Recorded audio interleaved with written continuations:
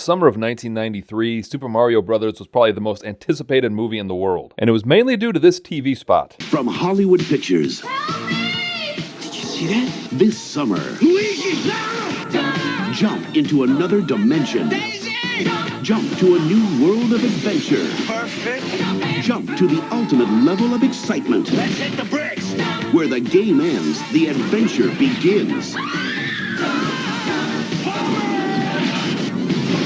The Super Mario Bros. Rated PG. Starts Friday, May 28th at a theater near you. If there were two things that young distracted nerd loved, it was Super Mario Bros. And the Pointer Sisters. So expectations were pretty high for this movie. And Super Mario Bros. Was directed by the husband and wife team of Annabelle Jankel and Rocky Morton. And it's kind of funny because by all accounts, these two not only seem to have great disdain for Super Mario Bros., but they also seem to hate the movie making process in general. Super Mario Bros. Begins in Brooklyn 65 million years ago, where we see the meteorite that wiped out the dinosaurs. What if the dinosaurs weren't all destroyed? What if the impact of that meteorite created a parallel dimension where the dinosaurs continue to thrive and evolve into intelligent, vicious, aggressive beings? Oh dear God, what? And it becomes clear right away that the directors not only don't know anything about Super Mario Bros., but they seem to have a tenuous grasp on how evolution works. And so we learn that the meteor didn't wipe out the dinosaurs and instead created an alternate dimension right next to ours. And make sure you remember that, because I don't think it ever comes up again. We then jump ahead to Brooklyn 20 years ago, and a woman drops off a giant egg in a monastery, and as she runs through the sewers, she's attacked by, I guess, General Koopa, and the tunnel that they're in collapses. And back at the monastery, a baby hatches from the egg. Now, how can a baby hatch from an egg, you ask? Well, this video they showed us in health class should answer any questions you may have. Frog Dog Cigarettes presents Human Reproduction.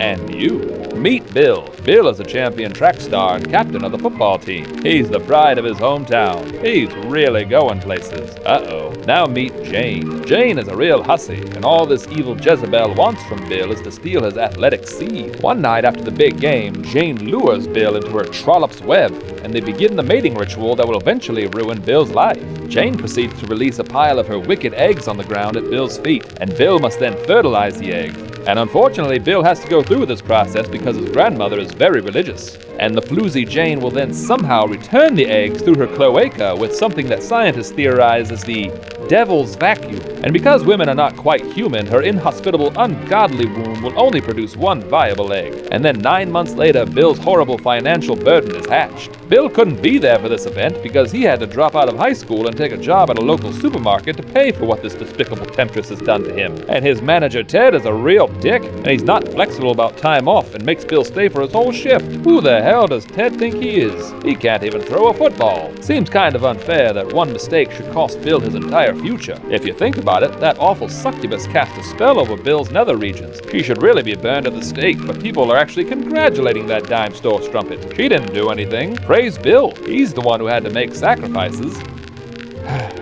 And that, folks, is the miracle of life. And this has been Human Reproduction. And you. We then jump ahead 20 more years to present-day Brooklyn, and Mario and Luigi are two down-on-their-luck plumber brothers who are racing to a job to fix a broken dishwasher at a cafe. Right there. We got a broken dishwasher at the Riverfront Cafe. They get to the job and find that Scapelli Construction beat them to it. Scapelli. They beat us to it again. Like, did the cafe call the Mario Brothers and then immediately call Scapelli? And like, we learned that Scapelli Construction is a mob front, so did they still race to do any small job that comes their way? I mean, seriously, a broken dishwasher? The mob probably made, what, $150 on this job? And Bob Hoskins does such a great New York accent in this and Who Framed Roger Rabbit that I had no idea he was British until much later. And it's funny because his accent as Smee in Hook is closer to his actual accent, but it seems fake. And the mob also has a big building project that shut down after the discovery of dinosaur bones. The university sent a team of grad students to the site to dig up the bones, and Scapelli threatens college student Daisy to finish by tonight. Daisy has to leave on foot to find a payphone to let the university know that they need to send more security. What the hell is campus security gonna do against the mob? Daisy meets the Mario Brothers, and they offer to give her a ride back to the dig site. How far did she walk that she needs a ride back? Daisy agrees to go on a double date with Luigi and Mario's girlfriend Daniela. And if any character ever looked like they should be named Peach, it's this lady. I would have even accepted the name Peaches. And then Daisy casually mentions that they think the dig site is also the site of the meteor impact that killed all the dinosaurs. This is huge if true, and I feel like the gravity of that statement is completely lost on these three. Wow, there were dinosaurs in Brooklyn? There used to be Dodgers here, too. Why don't you come on down to the tanning salon and I can hook you up with some free tans? Daisy takes Luigi to the dig site, and she drops another earth-shattering revelation when she says that the dinosaur bones have opposable thumbs. It's beautiful. You're beautiful. Again, single greatest discovery of the 20th century, completely lost on Luigi. And also, I'm no paleontologist. I'm no bone daddy, but wouldn't the impact crater be the one spot that wouldn't have fossils? And also, shouldn't this be the most secure site in the world? Nothing against plumbers, but you're just letting a random plumber down here. Alright, that did sound like it was against plumbers. I swear it's not. I would have said that for any profession that wasn't dinosaur person. Scapelli's goons bust open a water main to try and flood the site, and it's such a terrible plan that Luigi has time to run back to the apartment to get Mario, drive back, and fix it in the time it took to accumulate less than a foot of water. 116, open it! 116, open it. Basin wrench! Basin wrench. Right.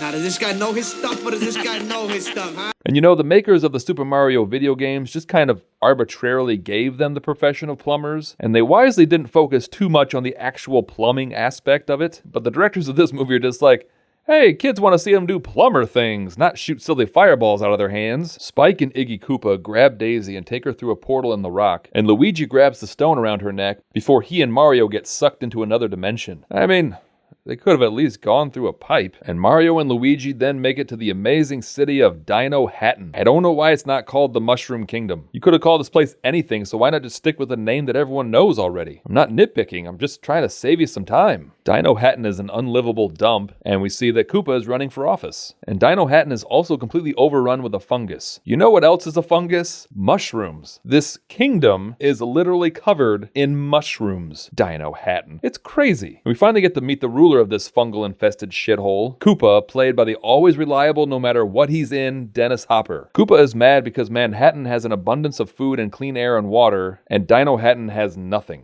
When you get your rock. And I'll finally be able to merge our world with theirs and get rid of the mammals. Okay, so there's two dimensions, and you have to merge them. Got it. Spike and Iggy tell Koopa that they captured Daisy, but that the plumbers took the meteorite piece that she had on her. Without that piece, the meteorite lays dormant.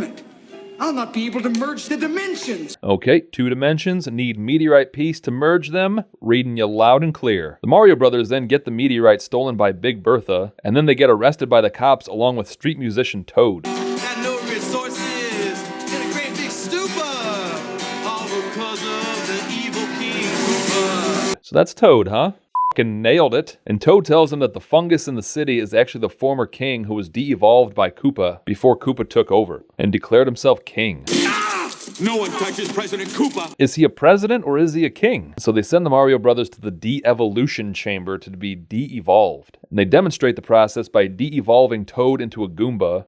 Okay. And we learn that Koopa evolved from a T-Rex. So is the evolutionary process in Dino Hatton fungus to Goomba to dinosaur to human? And they break free and take off on a high-speed chase. This is time! Oh no, did George Lucas steal a line from Super Mario Brothers? Now this is pod racing. That's embarrassing for both parties. Koopa evolves Spike and Iggy to make them more intelligent.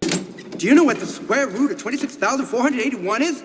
What are you talking about? 191. And the only way to demonstrate that a movie character is suddenly a genius is to have them calculate the square root of something, or say pi to like the 50th digit, or have them suddenly wear glasses that were not required before. And I think, yep, those are the only three.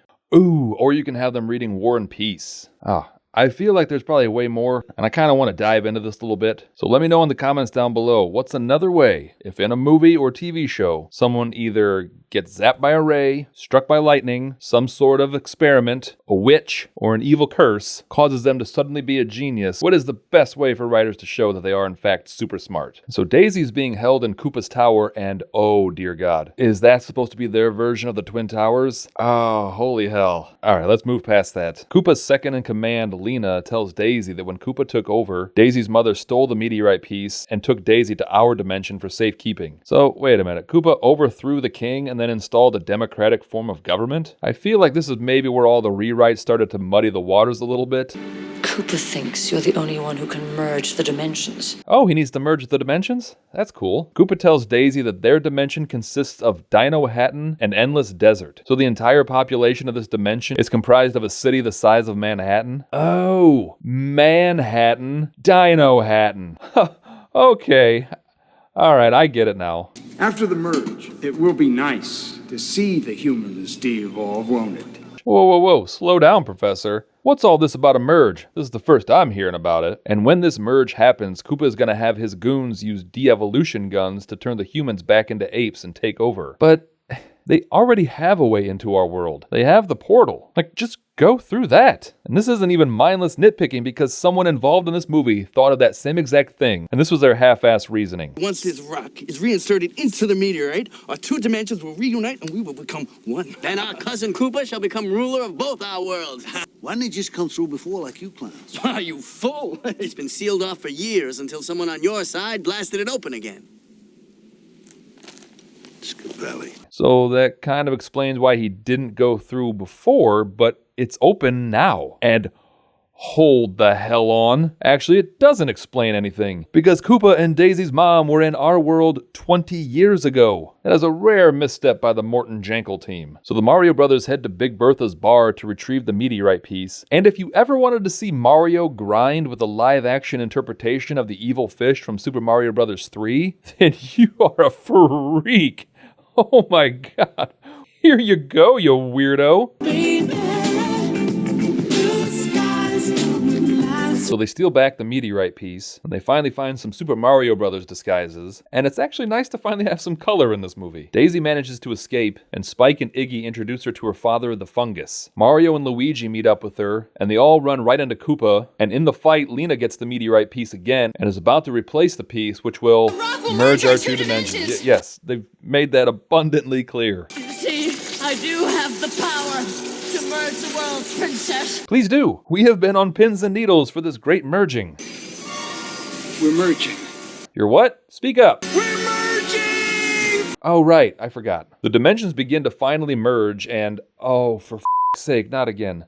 You know, and I get that this movie was released 8 years before 9/11, but this still somehow seems deliberate. And I just can't get over the fact that they've built up this merge so much, and it just immediately makes people sad about the worst terrorist attack on US soil. It's not what they were going for, but that's where we are. And so this great merge just consists of Mario, Koopa, and some random Goombas who were nowhere near the meteorite in the first place, and they're instantly transported to New York. So Koopa finally has his wish and uses his Devo gun, which is actually a converted super scope that looks pretty badass, and I kinda want one. And he shoots Scapelli and turns him into a chimp, and before he can use this one gun to de-evolve the second of 8 billion humans in our dimension, they get sucked back to Dino Hatton, and they zap Koopa with the Devo guns, and he de-evolves into a T-Rex, and then finally into Ooze. And you know what? How about one more indignity for Bob Hoskins before we end this movie? Need a lift? Come on, get on my feet. All right.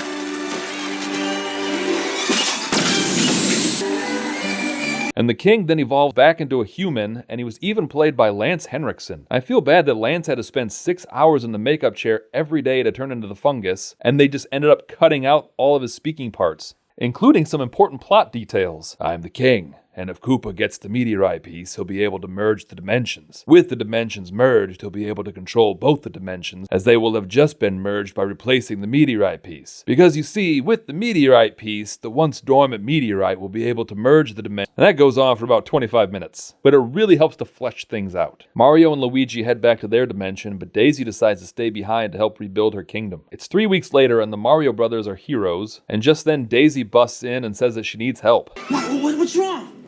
You're never gonna believe this. I believe.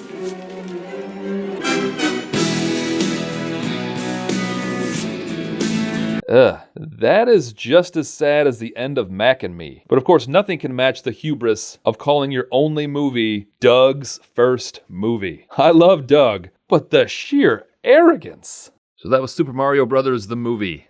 And it was probably planned to be the first of a trilogy at least. So besides this, Mac and Me and Doug's first movie, what are other movies that have clearly set up a sequel that never happened? Let me know down below. Thanks for watching.